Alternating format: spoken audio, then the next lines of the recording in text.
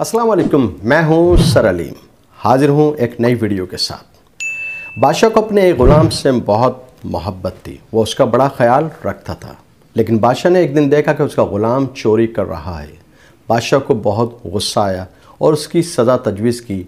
सज़ा थी सज़ाए मौत। मगर बादशाह ने कहा कि सज़ाए मौत से पहले तुझे मुझसे तलवारबाजी का मुकाबला करना होगा।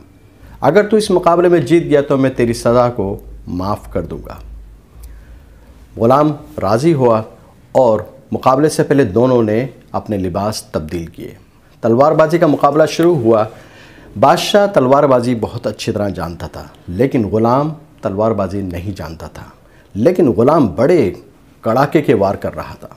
पे दर पे वार किए और आहिस्ता आहिस्ता बादशाह को एहसास हुआ कि उसका ग़ुलाम उससे बहुत बेहतर अंदाज में लड़ रहा है। फिर ग़ुलाम ने बादशाह को शिकस्त दे दी। बादशाह हैरान हुआ और फिर ग़ुलाम को बुलाया और कहा कि जा, तू मेरी नज़रों से दूर हो जा, मैंने तेरी सज़ा माफ़ की। ग़ुलाम के जाने के बाद बादशाह ने अपने वज़ीर से कहा कि ये तो तलवारबाजी नहीं जानता था, लेकिन इसने इतना अच्छा मुकाबला किया कि मुझे शिकस्त दे दी। वज़ीर ने कहा कि बादशाह सलामत, आप तलवारबाजी जानते हैं, आपने इसको खेल समझा।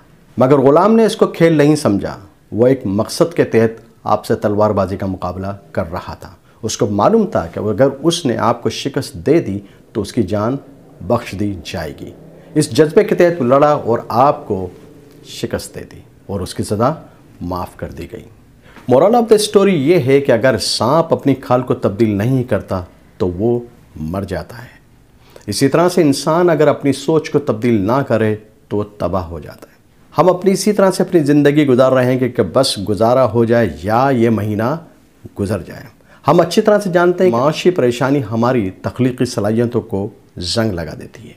अगर हम माशी तौर पर खुशहाल हैं तो हमें नई सोच जन्म लेती है। लेकिन सवाल ये होता है कि सोच को किस तरह से तब्दील किया जाए। उसका सिर्फ एक आसान हल है कि हमें अपने मकसद का यानी अपनी मंजिल का तयन करना होगा और इस मकसद और इस मंजिल को अपने टाइम बाउंड करना होगा।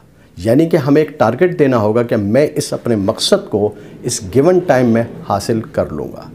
जब हम इस सोच के साथ मकसद हासिल करने के लिए आगे बढ़ेंगे तो हमारी सोच बिल्कुल मुख्तलिफ होगी।